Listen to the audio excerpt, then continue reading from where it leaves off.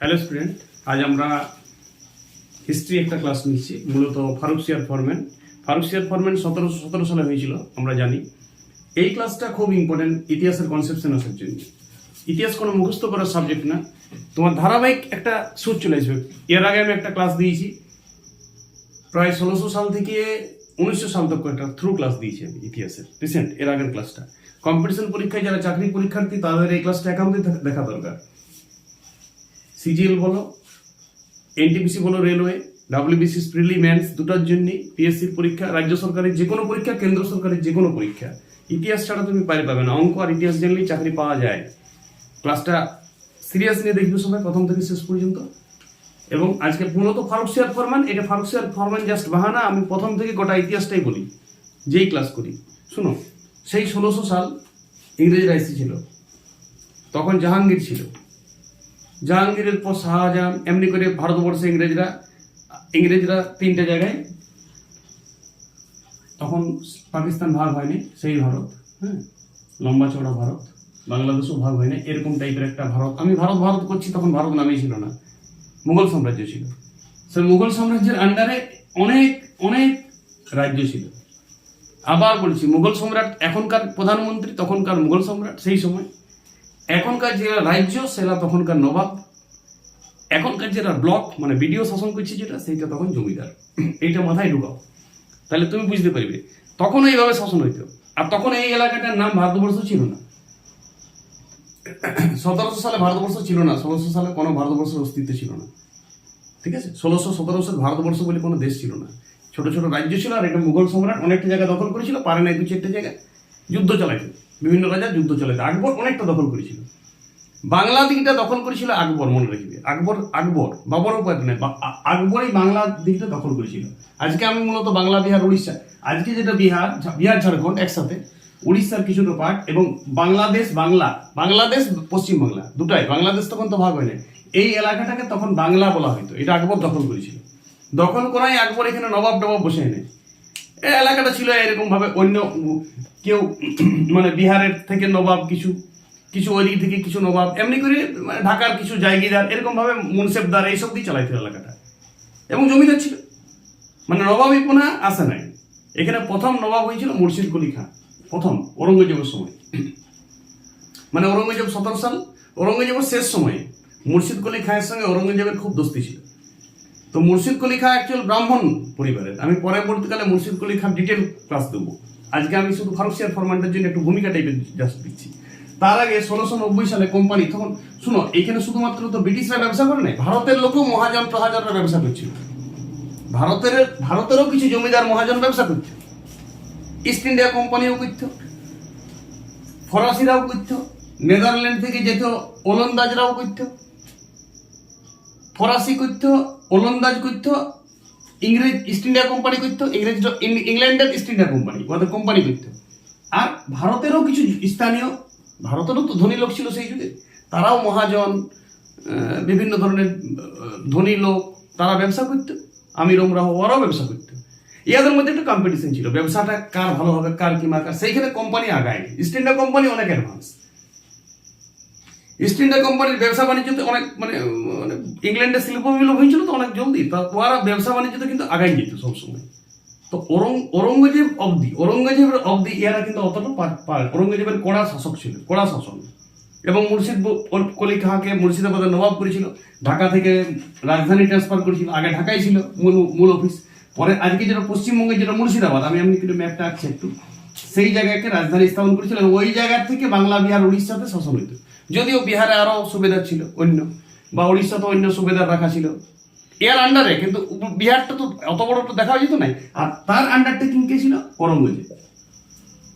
ঔরঙ্গজেব দেখতো মুর্শিদ কুলি খাঁ দেখতো ওই সুবেদার গুলাকে, বিহার এবং উড়িষ্যা। এবং বাংলাদেশটা তো জমিদার ছিল, এখানে কত জমিদার ছিল, আর হাজার হাজার জমিদার ছিল। সেই জমিদার গুলোকে কন্ট্রোল করতো মুর্শিদ কুলি খাঁ। এই ছিল সিস্টেম। ঠিক আছে, 1707 সালে ঔরঙ্গজেবের মৃত্যু। তারপরে এইখানে বাহাদুর শাহ প্রথম, ঔরঙ্গজেবের মৃত্যুর পর ও এখানে নবাব হইল, মানে এই দিল্লিতে সুলতান হইল, দিল্লির বাদশাহ হইল।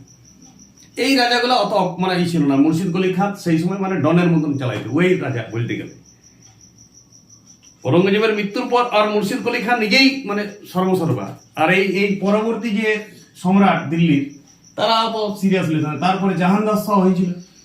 এমনি করতে করতে দশম জাহানদার শাহ এর কাকা ছিল ফারুক সিয়ারের, ওকে মেরে দিয়েছিল ফারুক সিয়ার তারপরে মোটামুটি 1713 খ্রিস্টাব্দে দিল্লির মসনদে বসে, মানে মুঘল সম্রাট সেই সময় ফারুক সিয়ার 1713 সালে, আর নবাবকে এখানে মুর্শিদ কুলি। এইটা বোঝার চেষ্টা করো, বাংলার নবাবকে তখন মুর্শিদ কুলি, অর্থাৎ মুখ্যমন্ত্রী বাংলার মুর্শিদ কুলি, আর এইখানে নবাবকে 13 সালে ফারুক সিয়ার। এইটা তুমি কনসেপশন লাগো। এইবারে কোম্পানি, ইস্ট ইন্ডিয়া কোম্পানির যে ছিল সেই সময় কে ছিল? সেই সময় তো কোনো গভর্নর জেনারেল হয় নাই, ভাইসরয় হয় নাই, তখন কোম্পানির মানে প্রেসিডেন্ট, কোম্পানির সেক্রেটারি এইসব ছিল। তখন তো কোম্পানি কোনো দেওয়ানি পায়নি, 1765 সালে দেওয়ানি পেয়েছে। এই করে আমি জানি, কনসেপশন দিয়েছি এর আগের ক্লাসের থ্রু। আজকে আমি জুম করে পড়াচ্ছি, ছোট ছোট পার্টগুলো পড়াচ্ছি যে কি হয়েছিল ঘটনাটা। প্রথম থেকে আমি একদম 1900 যাবো আস্তে আস্তে, আর এইটের ইতিহাসটা শেষ হয়ে যাবে। এটা ক্লাস 8-এর ইতিহাসের সিলেবাস, ফারুক সিয়ার ফরম্যান। আমি তো বলেছি 5 থেকে 8, 6 থেকে 10 অব্দি এই ইতিহাসটা পড়লেই যথেষ্ট, কিন্তু সব থেকে গুরুত্বপূর্ণ ইতিহাস ক্লাস 8-এরটা। যারা চাকরি পরীক্ষার্থী তারা 8-এর বইটা বাই করো, 8-এর বইটা পড়তে থাকো, আর 7-এর বইটা পড়তে থাকো। চাকরি তুমি পেছনে থাকবে, আর ডেলি অঙ্ক করো 1 ঘন্টা। আর আমার ক্লাসগুলো দেখো, তুমি কনসেপশন একদম শিওর পাবে, এরকম ঘরোয়া ভাষায় পড়ানো হয়। তাহলে এইখানে ফারুক সিয়ার রাজা 1713 সাল দিকে ধ্যান দাও। এইখানে বাংলার নবাবকে মুর্শিদ কুলি, তার আন্ডারে কে আছে? তার আন্ডারে এক গাদা জমিদার আছে। আর একটা কথা তুমি মনে রাখো, 1690 সাল তখন ঔরঙ্গজেবের রাজ। সেই সময় জব চার্নক বলে একটি লোক, জব চার্নক এই কলকাতার এলাকাটাতে, মানে পশ্চিমবঙ্গের, আমি ম্যাপটা কিন্তু ভারতের করে রেখেছি, তুমি এবার পশ্চিমবঙ্গ করলেও চলবে। আমি একটু পশ্চিমবঙ্গের এইদিকে করে নিচ্ছি। এই সময় বাংলা মানে পশ্চিমবঙ্গটাও তখন এইরকম টাইপের। কথাটা বোঝার চেষ্টা করো। আজকের পশ্চিমবঙ্গ দিয়ে তুমি ভালো বুঝবে, ওই জন্য আমি পশ্চিমবঙ্গটা আছি, কিন্তু তখনকার যুগে পশ্চিমবঙ্গ বাংলাদেশ আলাদা ছিল না, একটাই। এইখানটায় ছিল মুর্শিদাবাদ, এইখানে ছিল মানে মুর্শিদ কুলির হেড অফিস, তার মধ্যে বিহারটা চালাইছে, ভাবো একটু, এটা ঝাড়খণ্ডটা, এটা উড়িষ্যাটা, আর বাংলাদেশটাও, মানে পুরোটাই বাংলা, এটা নিয়ে বাংলা। হেড অফিস কোথায় ছিল? মুর্শিদাবাদ। আর কলকাতাতে ছিল ইস্ট ইন্ডিয়া কোম্পানির মানে কুঠি, ব্যবসার কুঠি। তখন তার আমাদের অফিস নেই, অফিসও বলা যাবে না। সেই সময় ও কলকাতার এলাকাটাতে 3টা গ্রাম 3টা হচ্ছে সুতানুটি, এইটা ইম্পর্টেন্ট খুব, সুতানুটি,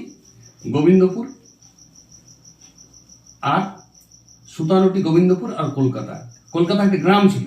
এই 3টা জমিদার, মানে জমিদারি এলাকা ছিল, গ্রামটা কি ছিল? জমিদার। এই 3টা জমিদারকে মানে ব্রিটিশ সরকারই 1690 সালে মানে ঔরঙ্গজেবই দায়িত্ব দিয়েছিল ইস্ট ইন্ডিয়া কোম্পানিকে। ঔরঙ্গজেব কিছুটা প্রশংসা ছিল যে তোমরা এইটা 3টা তোমরা রাখো, অফিস তোমাদের জায়গা দরকার, তো 3টা জমিদার ওয়ারকে দিয়ে দিয়েছিল। জব চার্নক এই 3টাকে একত্রিত করে নাম দিয়ে দিয়েছিল কলকাতা। জব চার্নকই কলকাতা নাম দিয়েছিল, বুঝতে পারছো? জব চার্নক এই 3টা এলাকাকে একত্রিত করে কি নাম দিল? কলকাতা। 1690 সালে কলকাতা প্রতিষ্ঠা হয়েছিল। কলকাতা আজকে যেটা কলকাতা টাউন ধরা হয় ইতিহাসে, 1690 সালে জব চার্নক প্রতিষ্ঠা করলে সুতানুটি, গোবিন্দপুর আর কলকাতা, এই 3টা জমিদার নিয়ে, গ্রাম না, 3টা জমিদার, মানে একটু অনেকগুলো 10-12 টাকা নিয়ে একটু জমিদার ছিল সেই সময়। সিস্টেমটা এরকম। এখন যেমন ব্লকে কি আছে, ব্লকে কটা গ্রাম আছে? ব্লকের আন্ডারে 50-60টা গ্রাম নিয়ে একটা ব্লক হয়, ঠিক তেমনি ওই 3টা জমিদার পায়ে ওখানে কলকাতা নগরের পত্তন করেছিল। তাহলে ওদের হেড অফিস এখন বলতে গেলে কলকাতা। 3টা জমিদারি এলাকা ওদের আন্ডারে ছিল, মানে ওইটা ওরাই সব দেখতে। ওইখানে যত চাষবাস, অ্যাকচুয়ালি তো ওইখানে ব্যবসা বাণিজ্য, টাউনশিপ এলাকা ছিল, জমিদার তো ছিল না। ফলে ওই জমিদারটা উঠে গেছিল, জমি বলে কোনো ছিলই না। কলকারখানা, ব্যবসা বাণিজ্য, কাগজ কল, বিভিন্ন কলকারখানা চলেছে। হুগলি নদীর ধারে ধারে এলাকাটা, ওইটা কোম্পানিকে দিয়ে দিয়েছিল কে? ঔরঙ্গজেব 1690 সালে। মুর্শিদ কুলি খাও সেটাতে কোনো অরাজি হয় না। মুর্শিদ কুলি বা কা ওইটাতে অস্বীকার করে না, কিন্তু দেখো জমিদার গুলা কার আন্ডারে ছিল? মুর্শিদ কুলি খার আন্ডারে। তখন ইয়াদের ব্যবসা করতে কিন্তু প্রচন্ড ডিস্টার্ব হইতো। দেখো কি করতো, ইয়ারা বিভিন্ন ভারতবর্ষের ভিতর পর্যন্ত ব্যবসা করতো, দিল্লি পর্যন্ত ব্যবসা করতো। অলরেডি ঔরঙ্গজেব, শাহজাহান ওই আগ্রাতে ট্যাক্স ফ্রি ব্যবসা করতো। আগ্রাতে মানে আগ্রা তো ওদের হেড অফিস মুঘলদের। শাহজাহান তো খুব খুশি, শাহজাহানকে তো খুব খুশি করা হয়েছিল। শাহজাহান বুঝলো তোমরা আগ্রাতে যা পারবে করো, কিন্তু অন্য নবাব, আমার আন্ডারের অন্য নবাবরা তো নাও পারে, তারা ট্যাক্স নেবে। শুধু নবাব কি, জমিদাররা বিরাট ট্যাক্স নিতে।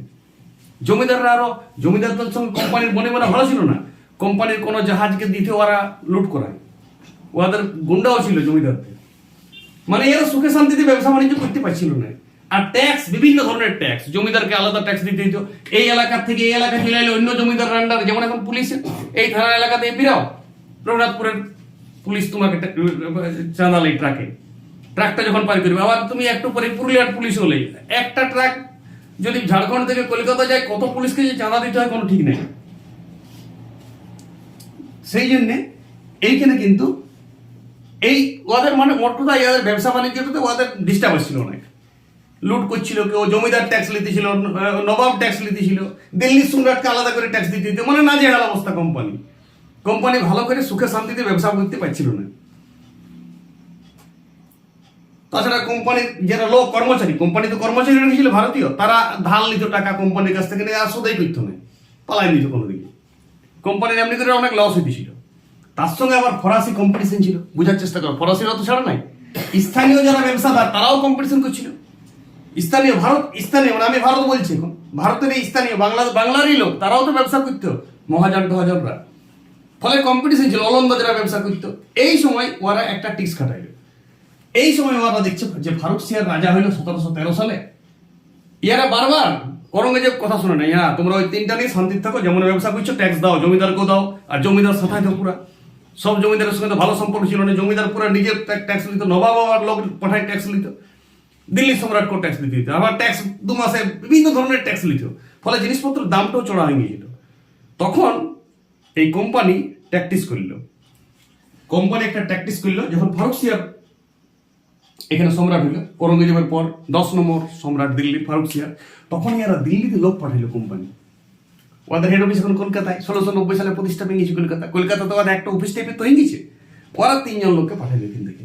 এই লোকটা খুব ইম্পর্টেন্ট, সুরম্যান আম্বেসি।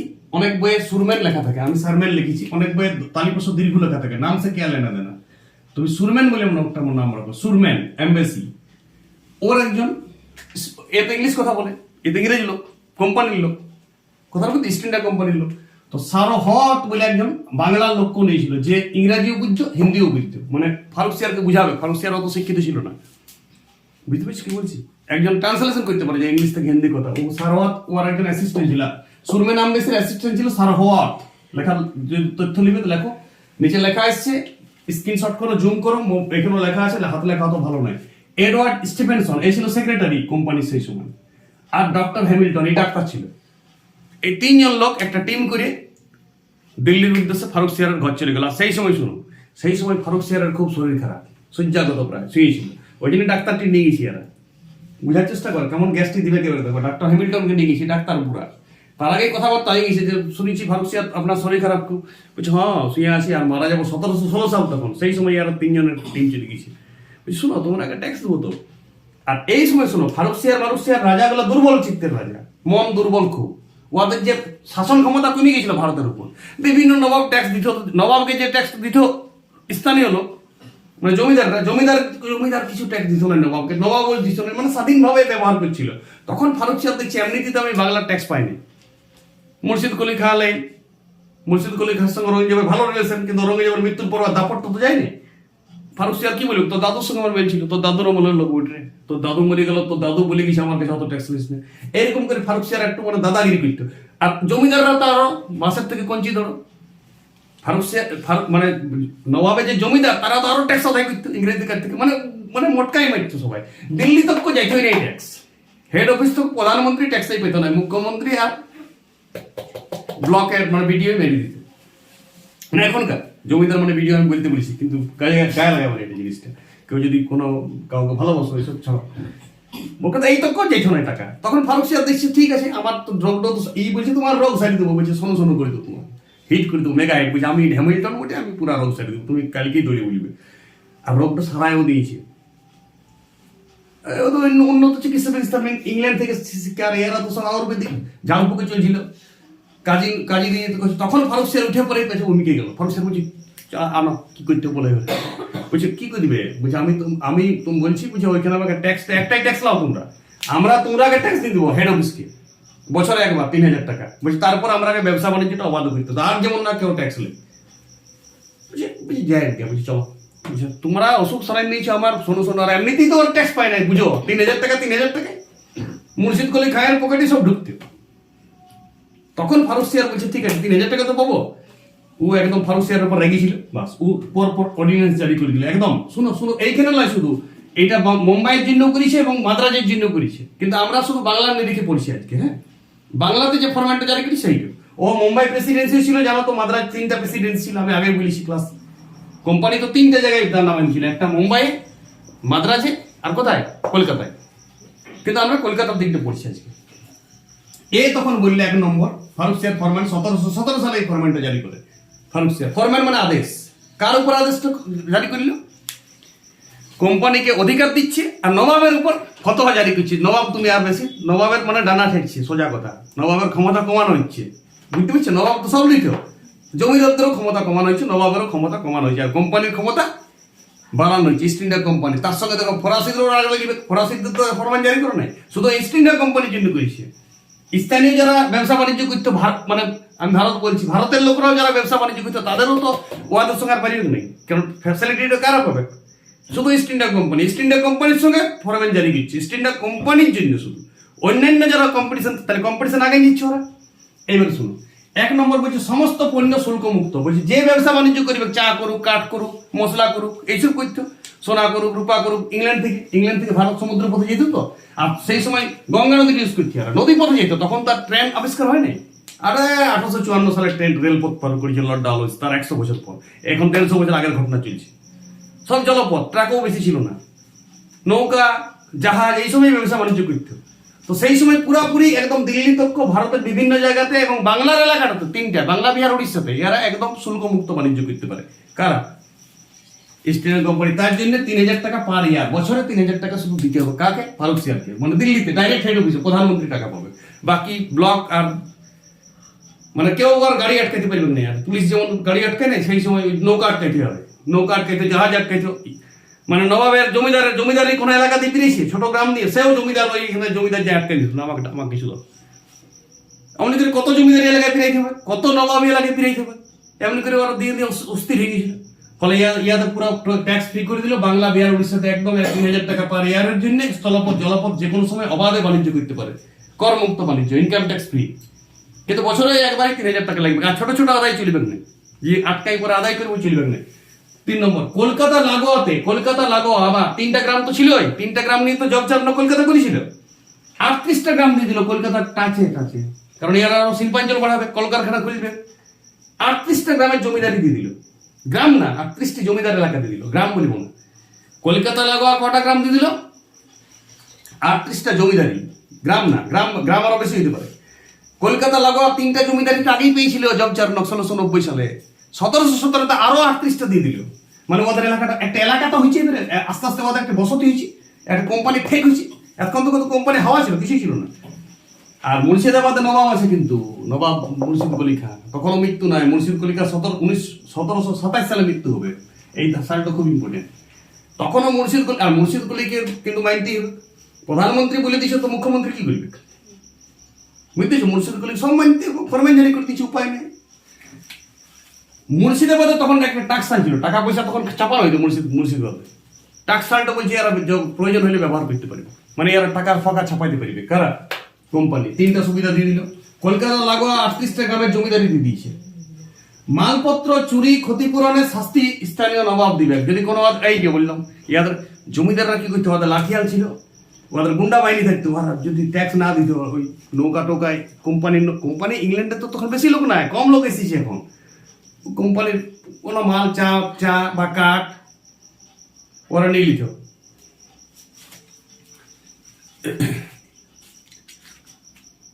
চল্লিশ মিনিট ভিডিও।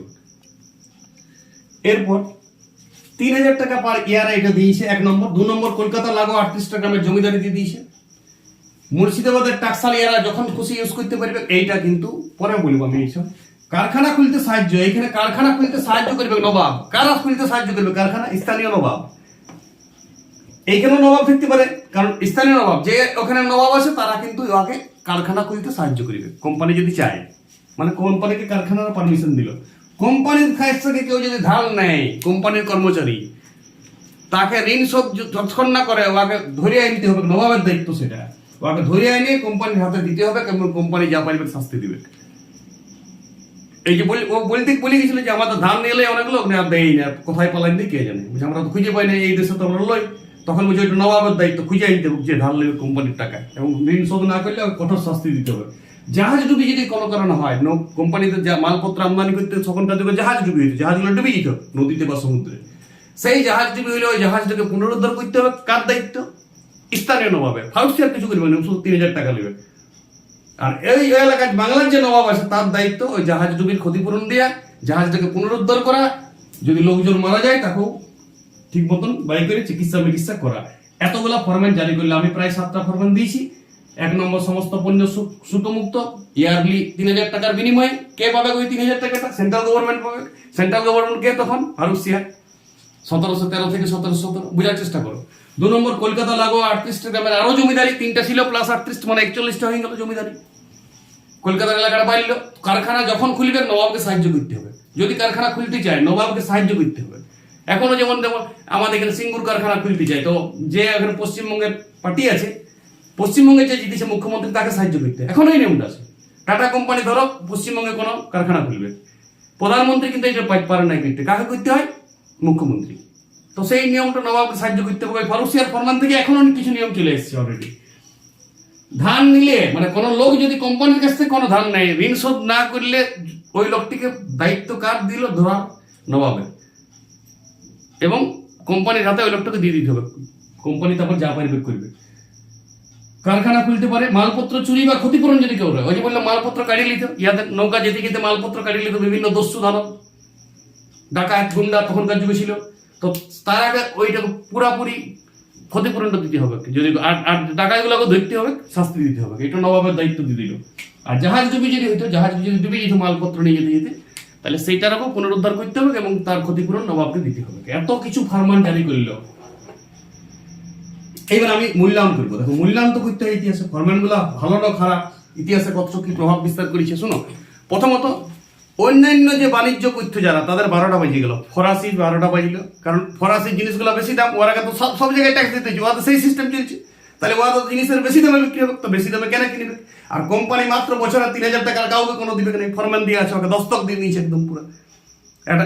একটা দস্তক দিত, লাইসেন্স দিত একটা, সেই লাইসেন্সটি দেখাই নিত কোনো ট্যাক্স প্রধানমন্ত্রীর আছে, অনুমতি আছে। তাহলে ইয়ারা জিনিসপত্রের দাম কমে দিতে পারতো সবাইকে। ভারতীয় যে লোকরা জিনিসপত্র কিনতো, ইস্ট ইন্ডিয়া কোম্পানির জিনিসগুলোর দাম কম থাকতো, ফলে ওদের ব্যবসা আরো বাড়িয়ে গেল।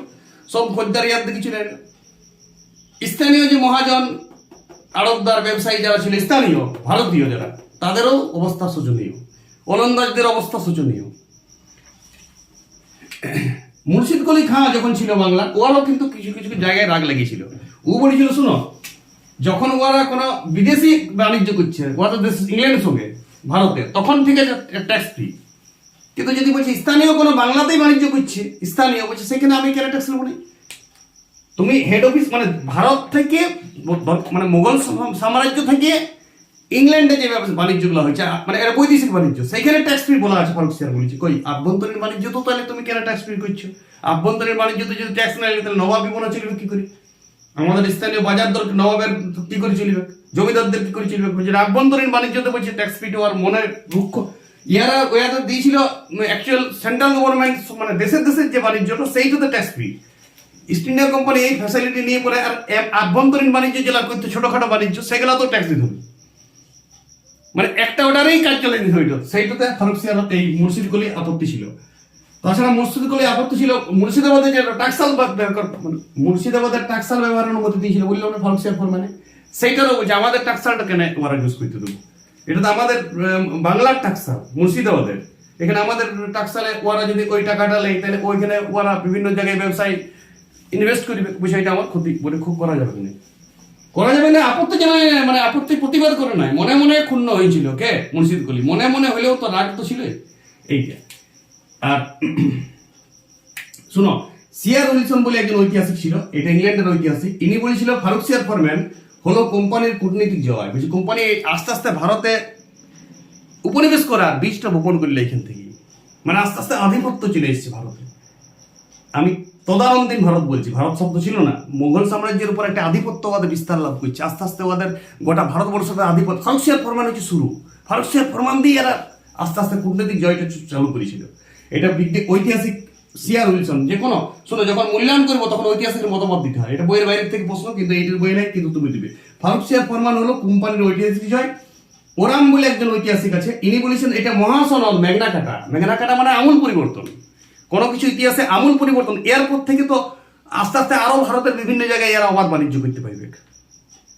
আর ইয়াদের ব্যবসা বাণিজ্যতে আস্তে আস্তে ব্যবসা তো যদি ধরে নিচ্ছে, তখনকার ছিল কি ব্যবসা আর কৃষি, তো কৃষির জিনিসগুলো বিক্রি হতো তো ব্যবসার মাধ্যমে। তাহলে ব্যবসাটাকে যখন ধরিছে, আর এত বড় বাংলা এলাকাটা ধরিছে, আস্তে আস্তে উত্তরপ্রদেশ বা মধ্যপ্রদেশ, আস্তে আস্তে গোটা ভারত, ওইদিকে মুম্বাইও তো পেয়েছে ফারুক সিয়ার ফরমান, আর মাদ্রাজও পেয়েছে। তাহলে ওইখান থেকে শুরু করে 3টা বড় বড় বন্দর যখন পেয়েছে, তাহলে ভারতবর্ষটাতে যে উপনিবেশ তৈরি করার প্রথম ভিত্তিপ্রস্তর এইটাই ফারুক সিয়ার ফরমান। এইটা একদম মেঘনা কাটা, ওই যে মেঘনা কাটা মানে আমূল পরিবর্তন। আর ভবিষ্যতের এইটা একটা ক্ষতি হয়েছে ভবিষ্যতের নবাবের সঙ্গে। দেখো এরপর পলাশি যুদ্ধ হবে, পলাশি যুদ্ধের মূল কারণ কিন্তু ফারুক সিয়ার ফরমান। মুর্শিদ কুলি খাঁ মানিয়ে নিয়েছিল কিছুদিন তক, তারপরে ওর মৃত্যুর পর যে নবাব হয়েছিল, আমি নবাবের একটা লিস্ট দেবো তোমাদের আলাদা, যে মুর্শিদ কুলি খাঁ পরে বাংলার কে নবাব হইলো, তারপরে কে নবাব হইলো, আস্তে আস্তে একদম পলাশি যুদ্ধ তক যাবো। তারপরে পলাশি যুদ্ধ পড়াবো, বক্সারের যুদ্ধ পড়াবো, আলাদা আলাদা ক্লাস। তারপর আস্তে আস্তে আমি ইংরেজ গভর্নর জেনারেল চলে যাবো। তারপর এখনো দেখো ইংরেজ কোনো গভর্নর জেনারেল, এখনো ইংরেজটা এখন ইংরেজ প্রশাসন করে নাই, এখন ব্যবসায় করছে। কিন্তু ব্যবসা করলেও ফরম্যান পেয়ে নিয়েছে, এটা একটা বিরাট ব্যাপার। ফারুক সিয়ার ফরম্যান দিয়ে দিয়েছে, দিল্লির সম্রাট ওকে ফরম্যান জারি করেছে, মানে ওর পাওয়ার বাড়ি গেছে পুরা। আর স্থানীয় নবাবকেও পাত্তা দিবে কি জন্য, সেই জন্য নবাবের মনে মুর্শিদ কুলি খানের মনে একটু রাগ তো ছিলই। তাও সত্ত্বেও মুর্শিদ কুলি খানের সঙ্গে কিন্তু ইস্ট ইন্ডিয়া কোম্পানির ব্যবহার ভালো ছিল, এটা মনে রাখতে হবে। মনে মনে ক্ষুণ্ণ হইলেও প্রতিবাদ ডাইরেক্ট করে নাই বা যুদ্ধ করে দেয় নেই। সেইটা যে এবারে করেছে সিরাজউদ্দৌলা নবাব, এই যুদ্ধটাই করেছে পরবর্তীকালে। এই ফারুক সিয়ার ফরমানেরই ফলাফল সেটা। 50 বছর পরেও যুদ্ধ হয়েছে 1757 সালে, 17 আর 40 বছর পর, 40 বছর পর কিন্তু যুদ্ধ হয়েছে এইটার জন্য। বুঝতে পেরেছো কথাটা? হ্যাঁ, কিন্তু তার আগের যে আলিবর্দী খা, মুর্শিদ কুলি খা আরো ছিল, আমি বলবো সব, তারা কিন্তু মানে নিয়েছিল কিছুটা, কিন্তু সিরাজউদ্দৌলা মানে নাই। সিরাজউদ্দৌলা তারপর আর মাইরে দিয়েছিল, কিন্তু বাংলার শেষ স্বাধীন নবাব সিরাজউদ্দৌলা। তারপরে সব নবাব যত ছিল কাঠপুতলি নবাব, বেকার নবাব। মানে ওই সিরাজউদ্দৌলা মৃত্যু হয়েছে, আর একটা যুদ্ধ হয়েছে, তারপরে আস্তে আস্তে বাংলাটাকে পুরাপুরি দেওয়ানি লাভ করেছে। দেওয়ানি মানে বাংলার শাসক হয়নি, যার মুখ্যমন্ত্রী উঠে গেছে, নবাবী পদটাই হয়ে গেছে। নবাব লেগ সারা নবাব ছিল, নবাবকে উঠ বললে উঠ, বসে বললে বসে। কিন্তু মুর্শিদ কুলি খাঁ এখনো উঠ বললে উঠ, বসে বললে বসে নয়, শুধু ট্যাক্সটা নিতে পারছে না। বাকি ট্যাক্স নিচ্ছে, ফরাসিদের কাছে ট্যাক্স নিচ্ছে, জমিদাররাও ট্যাক্স নিচ্ছে ফরাসিদের কাছে। যা এখনো যে জমিদারের পোনা বাঁচিয়ে আছে সেগুলা স্থানীয় ভারতে কোটি কোটি লোক ব্যবসা করে, তাদের কাছে ট্যাক্স নিচ্ছে, কিন্তু ইস্ট ইন্ডিয়া কোম্পানির কাছে নিতে পারছে না। ফলে ইস্ট ইন্ডিয়া কোম্পানি ফুলে ফেপে উঠছে পুরা। এইটাই বলছে ভবিষ্যতের নবাব এবং কোম্পানির অর্থনৈতিক এবং রাজনৈতিক সংঘাতের পটভূমি ছিল ফারুক সিয়ার ফরমান। বলছে এটাই শুরু ছিল ফারুক সিয়ার ফরমানেই, যে নবাবের সঙ্গে ইস্ট ইন্ডিয়া কোম্পানির যে বাজে বিদ্রোহ হয়েছে, পরবর্তীকালে বড় বড় যুদ্ধ হয়েছে, তার পটভূমি এইটা। এইখানেই মানে ওদের রাজনৈতিক এবং যে অর্থনৈতিক যে ওদের মধ্যে দ্বন্দ্ব, সেই দ্বন্দ্বের বীজটা বপন করেছিল ফারুক সিয়ার ফরমান জারি করে। ফারুক সিয়ার ফরমান যদি না জারি হইতো, তাহলে ইংল্যান্ড কখনোই ভারতে আসতো না, ব্যবসা বাণিজ্য করতে করতেই চলে যেত ভারত শেষে। ইংল্যান্ড ভারতটাকে দখল করতেও পারতো না। ফারুক সিয়ার ফরমান থেকেই শুরু হয়েছিল প্রথম বীজটা। আশা করি ফারুক সিয়ার ফরমান নিয়ে কোনো প্রশ্ন নাই। 7টা ফরমান কিন্তু নিজের ভাষায় লিখবে ফরমানগুলো, শুধু ওই ইয়ারলি 1000 টাকা, বাকি তো মন থেকে লেখা যাবে সব। নিশ্চয়ই ওরা টাকা পয়সা লুট করতে হতো, নৌকা জাহাজ লুট করতো, সেগুলো লুট করতে পারবেন না। দায়িত্ব দিয়ে দিল নবাবকে। টাকসাল ব্যবহার, এটা মনে রাখতে হবে, মুর্শিদাবাদের টাকসালটা ব্যবহার করতে দিয়েছিল, ইয়াকে বলেছিল। আর কি বলেছিল, জাহাজ ডুবে গেলে ক্ষতিপূরণ দিতে হবে। আর টাকা ওদের কাছ থেকে কেউ যদি ধার নেয়, সেই টাকাটা পরিশোধ করতে হবে, না পরিশোধ করলে ওকে ধরে আনি লোকটিকে কোম্পানির হাতে, কোম্পানি যা পাইবে করবে, ওকে ঝুলাবে, মারিবে, যা পাইবে। আর কারখানা খুলতে দিতে সাহায্য করতে হবে যদি কারখানা। আর 38টা গ্রাম কলকাতা সংলগ্ন এলাকায় আরো দিয়ে দিয়েছিল, এটা খুব ইম্পর্টেন্ট। 38টা জমিদার, 3টা জমিদার নিয়ে তো কলকাতা নগর পত্তনই করেছিল, সেটা তো কোম্পানি চালাইতে হয়। গোবিন্দপুর, সুতানটি আর কলকাতায়, 3টা নিয়ে 1690 সালে, তখন ঔরঙ্গজেব পেয়েছে। 1690 তো ঔরঙ্গজেবই ছিল, তো ঔরঙ্গজেবই অর্ডার দিয়েছিল এটা, করো তোমরা 3টা জায়গা তো লাও, থাকতে তো হবে কোথাও। 3টা জায়গা এমন কোনো বড় নয়। পরে ওরা ফারুক সিয়ার 38টা দিন দিয়েছে, ওরা ফারুক সিয়ারের রোগ সারাই দিয়েছি, ফারুক সিয়ারকে খাবার সরা দিয়েছি, যেমন ডক্টর হ্যামিল্টন বিছানা ছেড়ে উঠেছি উমকি, আর আবেগে লিখি চলো সব ফরমান, ইংল্যান্ড বড় উপকার করছে আমার। আস্তে আস্তে বুঝাইছে। আর এই যে আরো ভাষা সারা এই ভাষা রূপান্তরিত করতে পারে ইংল্যান্ড, এই বলছে আরো বেশি বলে দিয়েছে। এডওয়ার্ড স্টিফেনসন সেক্রেটারি ছিল, অনেক ফারুক সিয়ারকে উপঢৌকনও দিয়েছিল। বাস ফারুক সিয়ার খুশি। 10 নম্বর মোগল সম্রাট ছিল ফারুক সিয়ার। ফারুক সিয়ার কত নম্বর মোগল সম্রাট? 10 নম্বর, এটা মনে রাখতে হবে। 1713 থেকে 19 সালে, তারপরে অন্য ছিল পরে বলবো আমি, আর তারপরে কে মোগল সম্রাট ছিল। মোগল সম্রাট সিরিয়াল করার কোনো দরকার হয় না, কারণ এলা ইম্পর্টেন্ট মোগল সম্রাট লয়। যে যে মোগল সম্রাট ইম্পর্টেন্ট তারা সেটা আমি বলি যাবো। 1713 থেকে 19 এই ফারুক সিয়ার, এইটা কিন্তু ইম্পর্টেন্ট। এই ইতিহাসের একটা পটভূমি ছিল। ভালো থাকবে সবাই। ওকে, ফারুক সিয়ার ফরমান একটা কনসেপশন চলে আসবে, আশা করি। মুখস্থ করবে না কোনো কিছু, বলবে না বলবে সবার সামনে, পুরোটা ব্যক্ত করবে, বক্তৃতা টাইপের দিবে, গল্প বলবে ফারুক সিয়ার ফরমানের লোককে, গল্প আকারে বলবে। যখনই গল্প আকারে বলবে তাতে তো একটু তথ্য মিস যাক, কিন্তু গল্প আকারে বলবে। একটা সাল নাও ভুলে গেলে তো তাও চলবে, কিন্তু গল্প আকারে বলবে সবসময় ইতিহাস। এটাই কনসেপশন ইতিহাসে। ওকে।